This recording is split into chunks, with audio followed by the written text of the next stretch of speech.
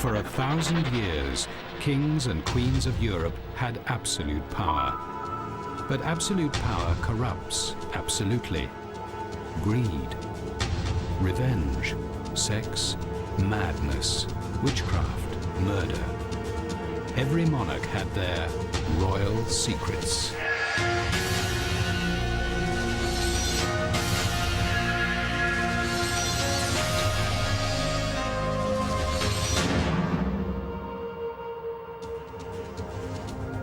When it came to sex, all-powerful kings and queens had the pick of the kingdom for their amorous adventures. But even royals were made fools of by love. England's Henry VIII destroyed Anne Boleyn, the woman he once loved. Prince George and Princess Caroline were a public tragicomedy, and French King Louis XV paid the ultimate price for his wandering eye. They were all consumed by lust.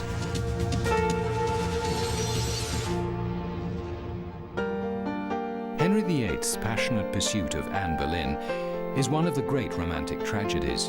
In the end, history was changed and Anne paid the ultimate price for her love.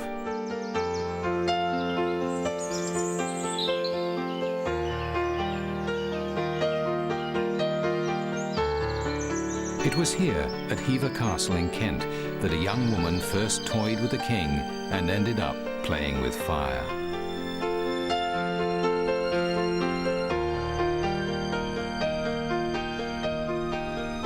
In the early 1500s, this perfectly preserved Tudor mansion was home to two little girls, Mary and Anne Boleyn, and their father Sir Thomas.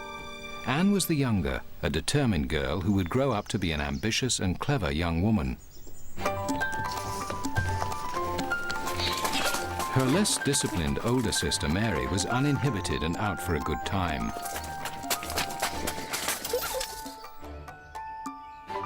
Sir Thomas, whose grandfather went from humble beginnings to become a wealthy Lord Mayor of London, was a social climber who wanted to move his family even further up the social ladder. He was determined to see his children enter the royal court and rub shoulders with the most powerful people in the land.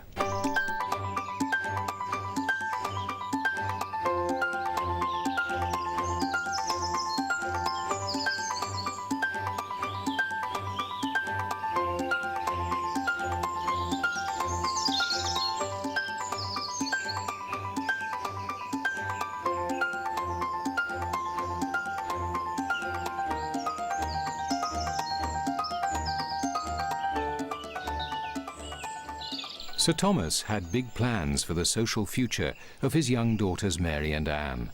His dream was of royal grandchildren playing in the castle's gardens.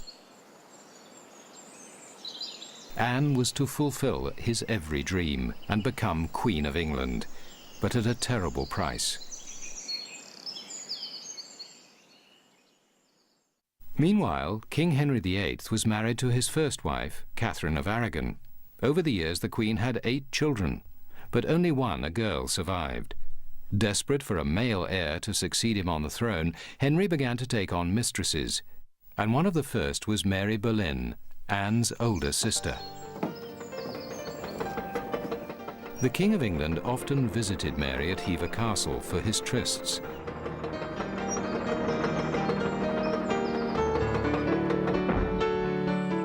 But in 1525, Henry VIII laid eyes on her 25-year-old sister, Anne.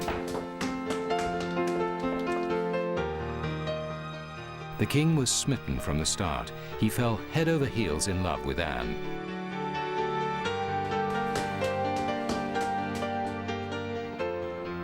Though no great beauty, Anne was said to have eyes which could entrap and bewitch. Used to having his way with women, the king moved quickly to capture Anne and count her as his latest conquest. But Anne was no easy prey and played hard to get. The game of love was joined. To bring her closer to him, Henry appointed Anne maid of honor to Queen Catherine. Anne's calculated response was a provocative promise of delights to come.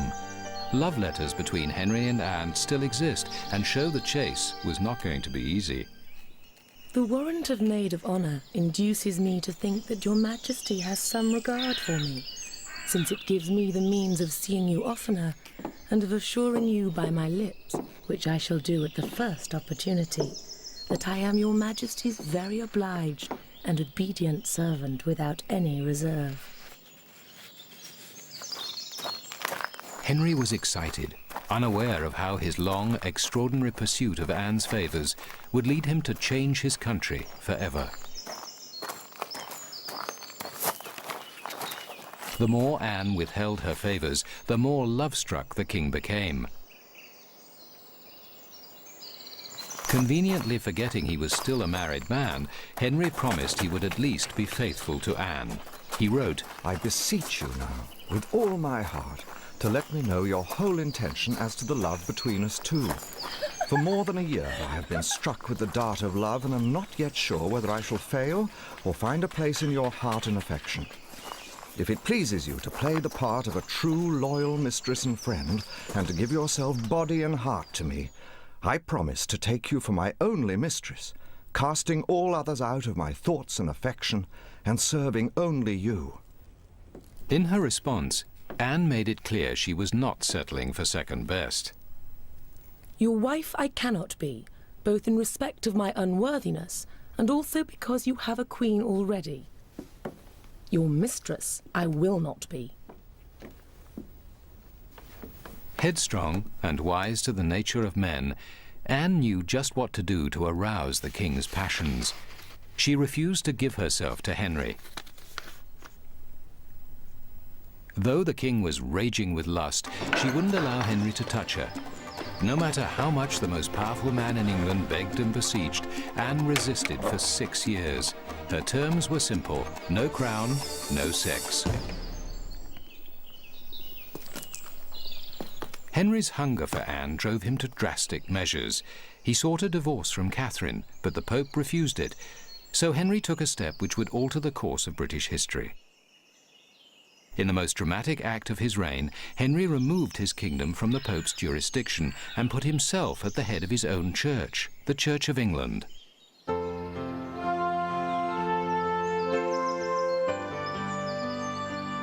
And the king's first act was to grant himself a divorce from his queen. A free man at last, Henry gained access to Anne Boleyn's bed. To satisfy his lust, Henry had moved history. Henry married Anne in January 1533, when she was already carrying the king's child. The baby was born in September, but it was a girl named Elizabeth.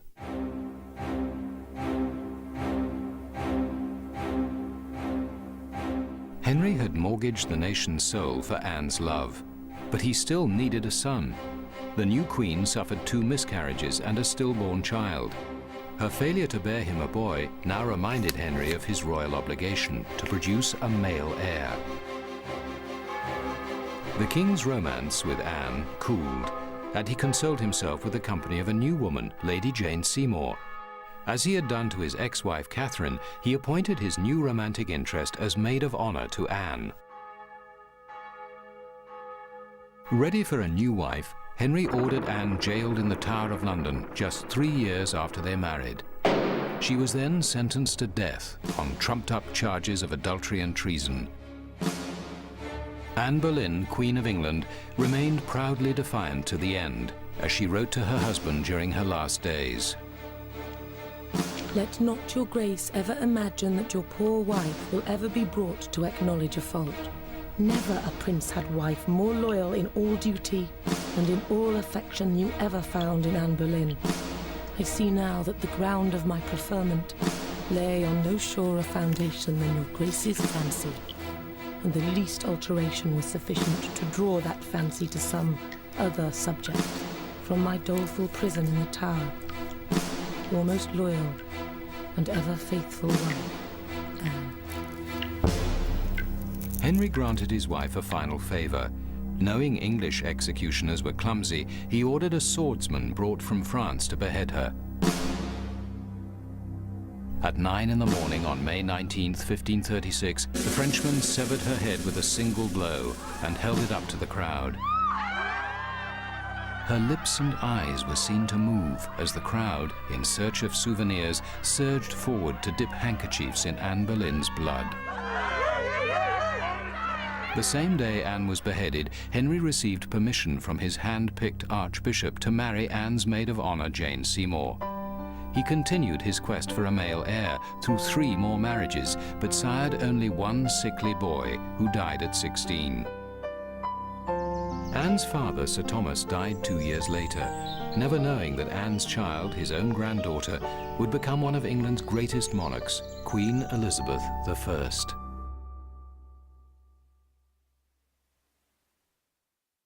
While Henry VIII used drastic means to get rid of Anne Boleyn, 300 years later, England's George IV had a harder time shedding an unwanted wife.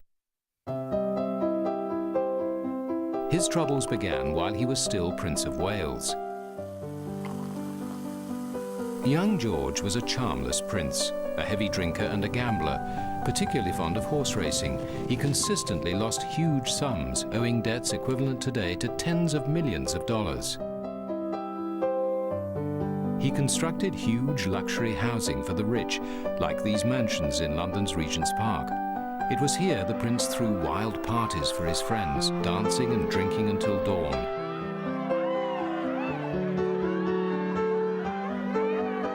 George decorated the exteriors with sensual erotica, some reflecting his preference for older women. The English loathed George for his decadence and indifference to his subjects. His father, the mentally unstable King George III, tolerated his dissolute son until he finally went too far. In 1785, the king discovered his son and heir had secretly married a Mrs. Fitzherbert. Under the Constitution, British monarchs were forbidden to marry Catholics or divorcees, and Mrs. Fitzherbert was both. She could never become Queen of England. The king ordered them to separate. But his son would only comply if his gambling debts were cleared.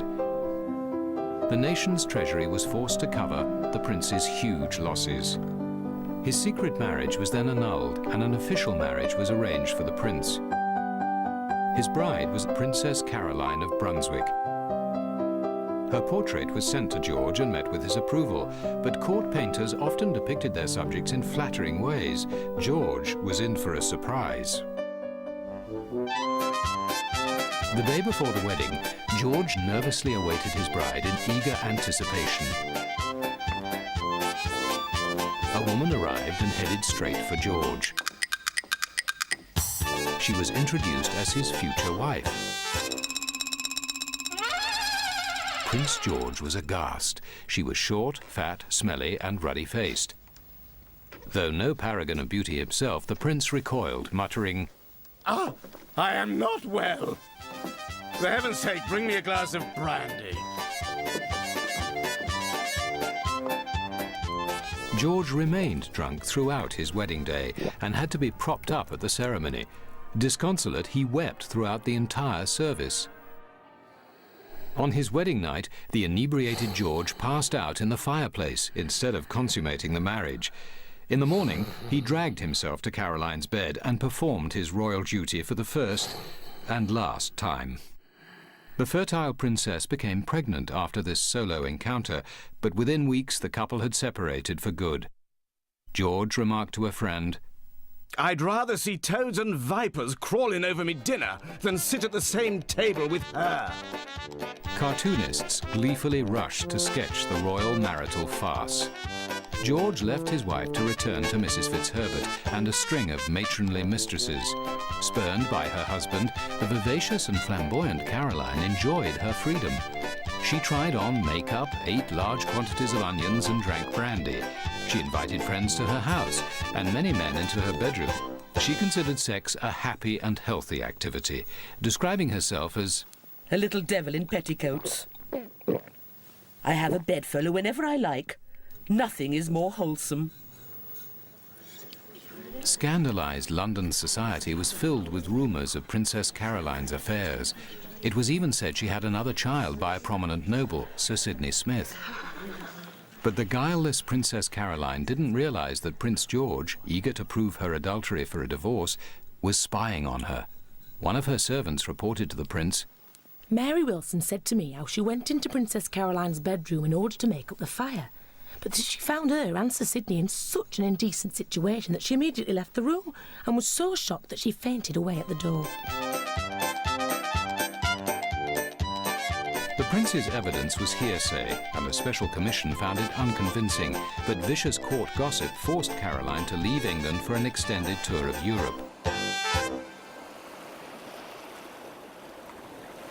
During her visit to Italy, the irrepressible Caroline rode through the streets of Milan in a pink feathered hat and a dress which showed off her ample posterior and stout legs.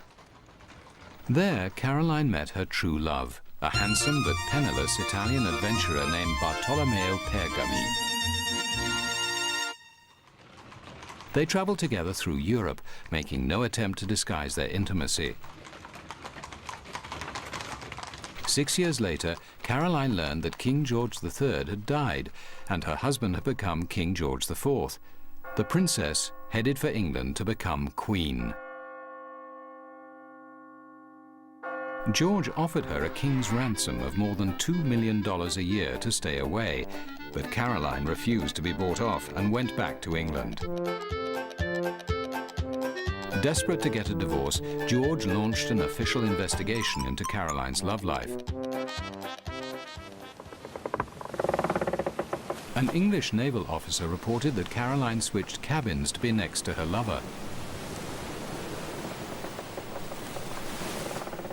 An Italian servant testified she made regular visits to her lover's bedroom and that he saw them kiss in public and bathe together in private. Caroline's cook claimed to have caught the couple on a sofa in the throes of love. But tenacious Caroline fought for her position as queen. She hired a tough defense lawyer who publicly hinted at the hypocritical king's own adulterous affairs and cowed the witnesses.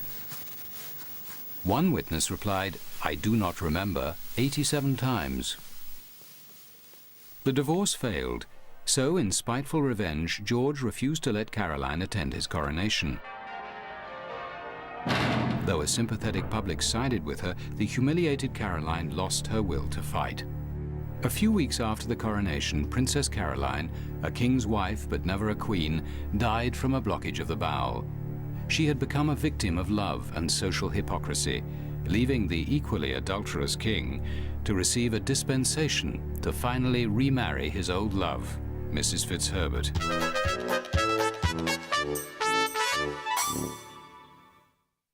Unlike the public embarrassments of England's Prince George, scandal was no problem in the deliciously decadent French court of Louis XV. There, extramarital affairs were so common they were governed by codes of etiquette. Promiscuity was so widely accepted that the king's principal mistress held an official position in the royal household. Louis's grandfather, Sun King Louis XIV, left advice about a monarch's love life. The time we give to our lovers should never be to the detriment of our work, because our primary objective must be the preservation of our glory and authority. When you lose your heart, you must remain in full control of your senses. Keep the caresses of your lovers separate from the responsibilities of kingship. The young king ignored his grandfather's instructions, and in the end, he paid a terrible price for a life devoted to sexual debauchery.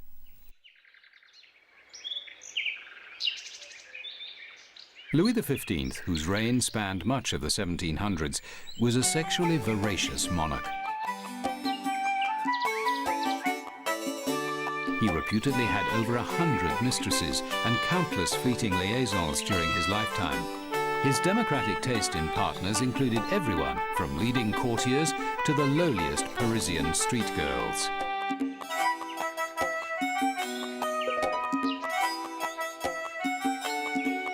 Even at state functions, Louis would spot an attractive underage girl in the crowd and order her parents to preserve her virginity for him until she matured.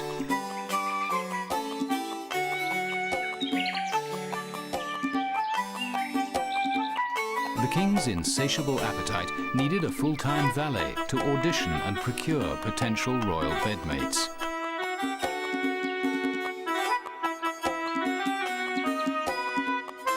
The job was performed by a Monsieur Lebel, whose title was valet de chambre, the official bedchamber attendant.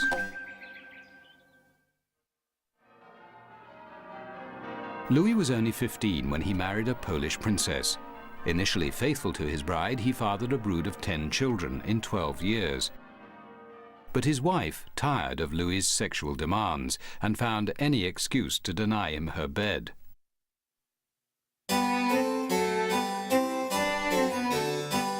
Embarking on a hedonistic lifestyle, Louis was so busy with an endless string of mistresses and lovers, he suspended the official public ritual of retiring to bed to have more intimate time with his conquests.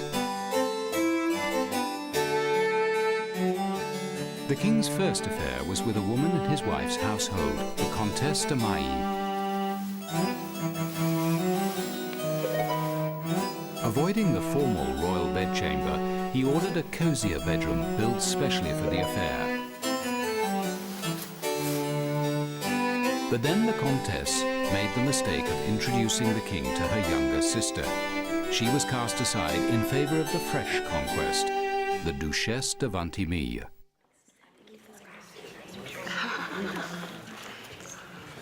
The glittering corridors and ornate rooms of Versailles were well suited for furtive love.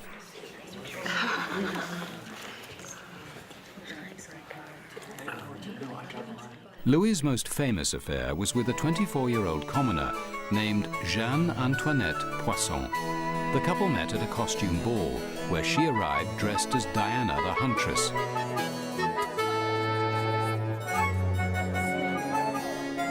The king was not easily recognized. He and his friends came disguised as yew trees and resembled a veritable forest. Meeting Jeanne Antoinette again a few days later, Louis was smitten and moved her into an apartment in Versailles that connected to his bedroom by a secret staircase.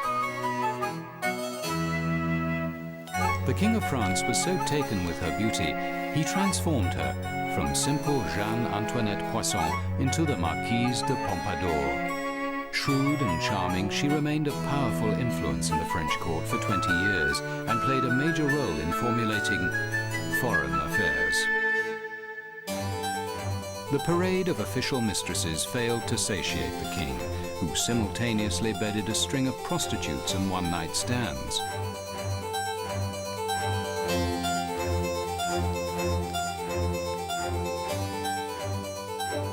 Rumors had it that Louis, accompanied by a pack of hounds, pursued laughing, naked young women through the grounds of Versailles. The palace gardens echoed with giggles as the panting King of France chased his prey. A house in the palace grounds was fitted out as a brothel to accommodate the royal harem, which Louis would visit disguised as a Polish nobleman. Despite precautions to protect Louis from his worst excesses, even the King of France paid a horrendous price for so much license. Louis XV contracted smallpox, aggravated by what was called the French disease, syphilis. His skin erupted in oozing sores, and he suffered an agonizing death. His corpse was so rotten, the undertakers skipped embalming it and immediately destroyed it in quicklime. For Louis XV, the Cupid of love had aged into the Grim Reaper of death. Henry VIII and Anne Boleyn, Prince George and Princess Caroline, French King Louis XV with his countless lovers, all were star-crossed royals. All their power and wealth couldn't change the capricious ways of love. In the end, the royal privilege of unrestrained passion proved the downfall of many a monarch when they became slaves to lust.